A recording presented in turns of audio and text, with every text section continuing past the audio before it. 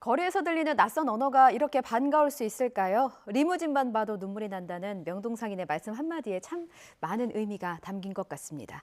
이렇게 상권의 활력이 돋기 시작했지만 지역마다, 업종마다 회복 속도는 좀 차이가 있다고 합니다. 이유가 무엇인지 자세하게 짚어봅니다. 부동산 분석 전문 기업 빅데이터 분석실 진원창 실장 나오셨습니다. 어서 오십시오.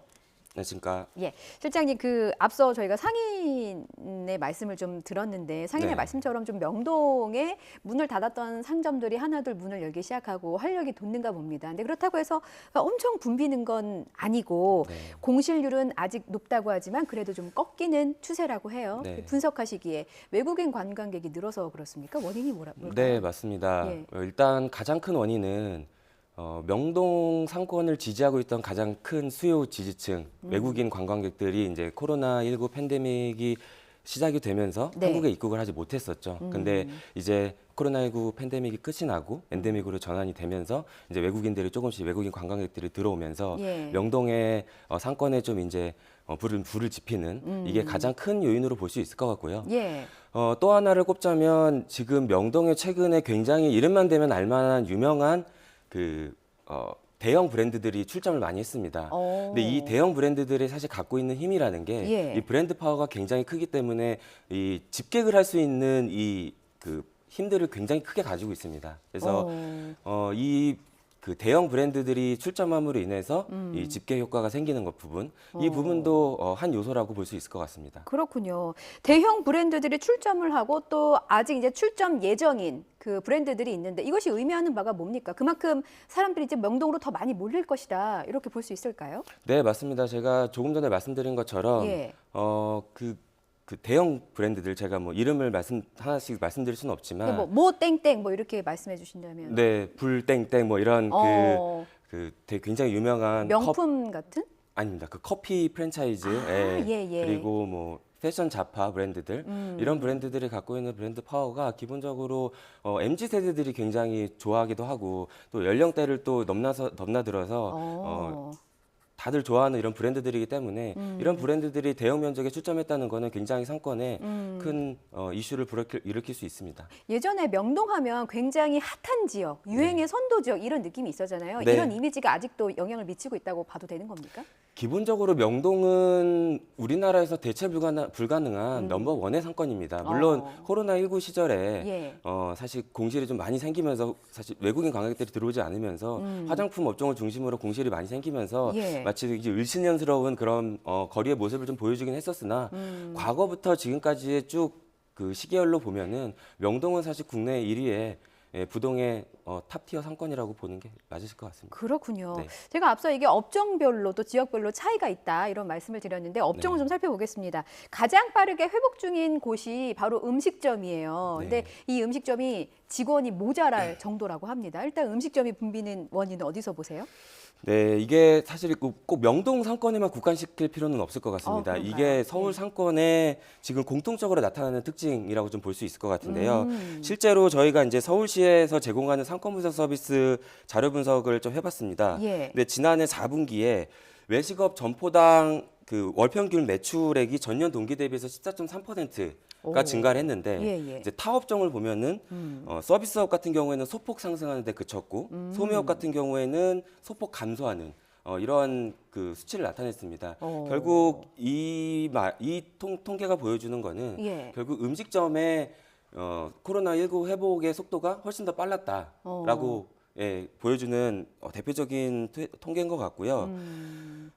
그 이유는 아마 외식업이 잘 아시겠지만 코로나19 팬데믹 기간 동안에 사회적 거리두기 때문에 예. 가장 크게 타격을 입었던 그 업종이기 때문에 또 이게 풀리면서 또 이 보복 소비가 가장 또 크게 어떤 기저효과를 발휘하는 이러한 지금 상황이 아닌가라고 보고 있고요. 예. 조금 더 거시적으로 보면은 아마 우리나라의 사회 문화적인 어떤 그런 성향 도 좀 작용을 좀 하는 것 같습니다. 어떤 부분? 뭐냐면 예. 우리나라 국민성은 기본적으로 좀 관계주의적 성향을 좀 많이 띠고 있습니다. 언제 한번 밥 한 번 먹자. 네, 뭐, 맞습니다. 예, 네. 밥부터 시작하니까. 그러니까 우리나라 사람들은 기본적으로 이 모임, 예. 교류 이런 것들을 굉장히 좋아하는 민족인데 예. 그동안에 코로나19 때문에 사실 그런 모임들이 굉장히 제한적이었고 근데 그런 모임들은 기본적으로 우리나라 사람들은 음식과 이런 식음을 매개체로 하는 또 예. 문화다 보니까 또 자연스럽게 모임이 다시 많아지고 교류가 많아지면서 음식점 이런 식음 매장들을 이용하는 그 사례들이 늘어나면서 예. 또 이런 그 음식점의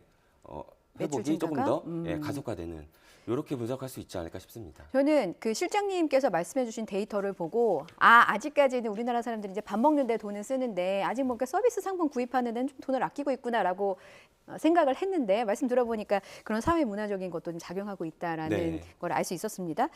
회복이 더딘 업종도 있습니다. 짚어보면 화장품, 의류 분야입니다. 그런데 명동은 그 관광객들이 주로 찾으면서 자주 찾는 곳이지 화장품 매장으로 그동안은 알고 있었거든요. 큰 손이었는데 외국인 관광객이 늘었다고 하는데 화장품 매출은 왜 늘지 않는 걸까요? 아무래도 요거는 이제 좀 명동 상권에만 조금 국한시켜서 본다고 하면 예. 외국인 관광객의 어떤 변화로 좀 설명을 좀 드릴 수 있을 것 성향의 같습니다. 변화? 건가요? 이건 출신 국가의 변화가 조금 더 아. 크게 작용을 하는 것 같습니다. 이제 좀 더 풀어서 설명을 해드리면 예, 예. 코로나19 이전에 명동 상권을 찾는 관광객의 대부분, 예. 뭐 명동뿐만 아니라 우리나라를 찾는 관광객의 대부분의 출신이 중국, 일본 이 두 나라였습니다. 그렇죠. 이 두 나라의 국가의 출신의 관광객들이 약 50% 정도를 차지할 정도로 이들의 비중이 굉장히 높았는데 최근에 이제 작년 저희 이제 통계를 보면은 예. 중국, 일본 관광객 물론 최근에 아직 다 풀리지 않아서 예, 그런 그쵸. 면도 있지만 중국, 일본 관광객보다는 기타 국가들, 예를 들면 미국이라든지 동남아, 유럽 이들 국가의 출신들의 관광객들이 굉장히 비중이 많이 늘어나는 이런 지금 현상이 좀 나타나고 있습니다. 다양한 다양한 성향을 가진 다양한 국적의 인종들이 이제 우리나라를 관광지로 찾고 있다 이런 네, 볼수 있는 맞습니다. 거네요. 근데 여기서 이제 이거를 업종의 소비로 이제 조금 다시 또 들여다본다면 예. 중국과 일본의 관광객들은 과거에 보면 우리나라의 값싸고 질 좋은 화장품을 굉장히 대량으로 소비한다든지 그다음에 뭐 그러니까 의류 쇼핑을 많이 한다든지 예, 보따리 뭐 사진도 많았잖아요. 네, 맞습니다. 예. 네. 그런 형태의 관광의 행태를 많이 보였다면 지금 이제 유입이 되는 뭐 미국이라든지 동남아 기타 유럽권 국가들은 최근에 아시다시피 케이팝이 굉장히 전 세계적으로 붐이잖아요. 그렇죠. 이런 영향들을 받아서 한국에 오시는 분들이기 때문에 예. 이분들은 어떤 이런 공산품의 쇼핑보다는 한국의 어떤 식은 문화, 한국의 기타 다른 문화들을 경험하고 체험하고자 하는 목적들이 조금 더 강합니다. 그러다 보니까 좀 이런 그 외국인의 어떤 그 출신 성분의 변화들 이런 것들이 좀 크게 작용을 하는 것 같고요. 예. 또 크게 이제 거시적으로 조금 보면은 예. 이거는 한국 시장의 어떤 소비 시장의 변화와도 좀 맞물려 있다라고 좀 볼 수 있을 것 같습니다. 이건 또 뭘 의미하냐면 예. 화장품이나 의류 같은 소비재들은 과거 21년도 기준으로만 봐도 온라인 침투율, 그러니까 온라인을 오프라인으로 구매하지 않고 온라인으로 대체로 구매하는 이 비중이 이미 30%를 넘어섰습니다. 혹시 마스크 때문에 이제 여성분들이 화장을 좀 덜 하는 이유도 있습니까? 뭐 그거는 코로나19 19 그 팬데믹 기간에는 예. 아무래도 그런 부분들도 당연히 영향을 미치기는 할 텐데 이제 명동의 어떤 그런 오프라인 상권 요것만 조금 보자고 하면은 이제 외국인들의 구성비 변화, 그다음에 뭐 우리나라 소비 전체적으로 봤을 때는 말씀하신 것처럼 앵커님께서 말씀하신 것처럼 그 코로나19 기간 동안에 여성분들이 화장을 조금 덜 해도 되는 예. 이런 부분들도 좀 작용하지 않았을까. 뭐 최근에는 이제 국제 원자재 가격이나 이런 것들도 워낙 많이 뛰고 하다 보니까 이런 부분들 그런 국제 경제 정치 부분들도 예. 많이 작용을 하는 것 같고요. 그렇군요. 마스크 썼을 때 외출할 때 화장 많이 안 해서 참 편하고 좋았는데 이제 마스크를 벗다 보니까 그런 생각도 하게 됐습니다. 또 다른 상권 볼게요. 지금까지 이제 명동을 살펴봤고 명동, 강남역, 성수, 뭐 을지로 이런 지역들은 회복세라고 하는데 홍대, 가로수길 이런 곳은 아직도 한산하다고 합니다. 이런 지역들은 항상 뭐가 젊은 청년들이 가득하고 에너지 있는 상권 이렇게 좀 생각이 됐는데 왜 이 지역들은 차이가 나는 걸까요? 사실 지금 앵커님께서 언급하신 이 상권들 간에 예. 어떤 상권의 회복세라든지 이런 부분들이 뚜렷하게 갈린다. 뭐 이렇게 사실 현재 이렇게 말씀드리기에는 조금 제한적이긴 한 것 같습니다. 그런가요? 근데 분명히 상권 간의 차이는 어떤 지금 상권 간의 활성화라든지 분위기라든지 이런 부분에 있어서는 조금 차이가 좀 있기는 합니다. 예. 그러니까 이게 뭐냐면 과연 이 상권의 차이에서 기인하는 거는 뭐 최근에 이제 개인 소셜 네트워크 서비스, 인스타그램에 올릴 만한 어떤 그런 컨텐츠들이 지속적으로 공급이 되지 않느냐. 우리가 이거를 신조어로 인스타그램어블이라고 얘기하는데 인스타그램 플러스 에이블을 합쳐서 인스타그램어블이라고 하는데 네, 이러한 인스타그램어블 컨텐츠가 지속 공급이 되냐 안 되냐가 어떤 이 상권의 분위기와 활성화에 좀 차이를 미치는 것 같습니다. 그렇군요. 상권 분위기와 활성화 이제 말씀 나누고 있다 보니까 이제 임대료 얘기를 또 안 할 수가 없네요. 사람들이 많이 몰리게 되는 지역은 아무래도 이제 그 임대료가 급격하게 오르기 마련인데 실제로 보니까 활기를 띠고 있는 지역은 벌써부터 임대료가 들썩이고 있다라는 데이터가 나왔나 봅니다. 어느 정도나 올랐습니까? 네, 맞습니다. 서울시가 얼마 전에 발표한 2022년도 상가 임대차 실태 조사를 좀 살펴보면 주요 상권의 통상 임대료가 전년 대비해서 6.6% 증가한 걸로 나타났습니다. 그리고 실제로 이제 저희가 주요 상권에 계약된 실제 계약에 체결된 임대차 계약 체결된 그 사례를 바탕으로 분석한 결과를 보더라도 주요 상권마다 조금 차이는 있지만 뭐 주요 상권을 기준으로 보면 코로나19 그 이전 대비해서 약 40%에서 85% 수준까지 임대료가 지금 올라온 걸 좀 확인해 볼 수가 있습니다. 부동의 1위 명동 땅값 비싸기로 유명하잖아요. 네. 근데 보니까 지난해 이미 16%나 올라서 네. 이제 뭔가 명동에 좀 임차를 해야 되겠다 싶은 상인들이 빈 상가 찾아서 봤더니 또 여기조차도 비어 있지만 또 너무 올랐다 이런 얘기도 있고요. 계약을 못하는 경우도 속출하고 있는가 봅니다. 네, 사실 명동 상권이 굉장히 원래부터 그 임대료가 비싼 상권이기는 했습니다. 그리고 그 아까도 이제 말씀드린 것처럼 저희가 실제로 분석한 임대차 계약 사례를 보더라도 코로나19 이전 대비해서 명동 상권 같은 경우는 약 70% 수준까지 올라오고 있는 상황이거든요.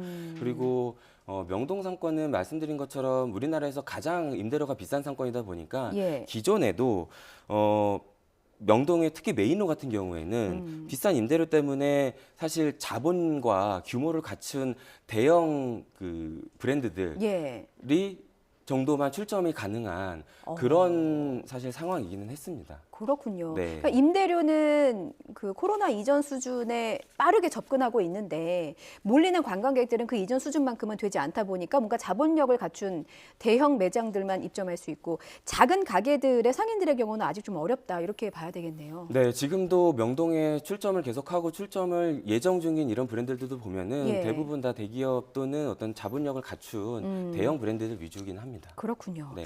정부가 어제 내수 활성화 대책을 발표했습니다. 보면은 여행 허가 면제, 공짜 항공권 이런 혜택들이 있더라고요. 근데 이런 혜택들을 좀 제공하게 되면 외국인 관광객을 유치하는데 늘리는데 더 많은 도움이 될 거라고 보십니까? 네, 아무래도 뭐 도움이 될 거라고는 보고 있습니다. 근데 다만 사실 어제 나온 정책들이 대부분이 이제 수요자, 그러니까 상권을 소비하는 그 소비자들의 중심으로 정책들이 많이 나온 것 같아요.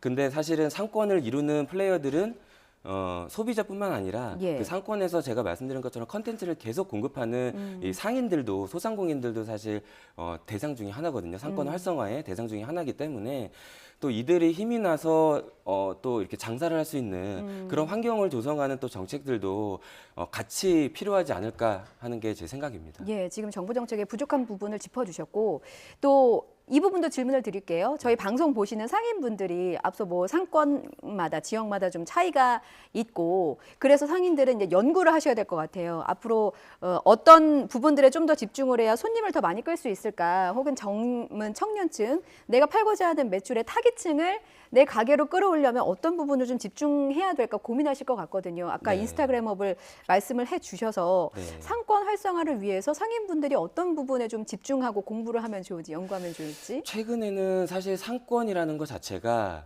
어떻게 보면은 그 상권이 가지고 있는 그 고유의 컨셉 그리고 상권의 어떤 그런 컨텐츠 사실 이런 부분들로 상권의 활성화 정도가 좀 보이고 집객이 많이 되는 그런 좀 트렌드들 좀 보이고 있습니다. 그래서 예를 들면 한국의 브루클린이라고 얘기하는 성수, 그다음에 뭐 을지로의 별명이 힙지로 이런 것처럼 사실 성수나 을지로가 갖고 있던 기존의 어떤 상권의 그 컨셉에 새로운 그 크리에이티브한 어떤 그런 리테일들이 결합이 되면서 이 상권을 만드는 것처럼 자기 그 상권에 상인들이 다 이렇게 똘똘 뭉쳐서 우리 상권만의 어떤 스토리를 좀 부여할 수 있는 이러한 어떤 노력들이 좀 선행이 돼야 되지 않을까 싶습니다.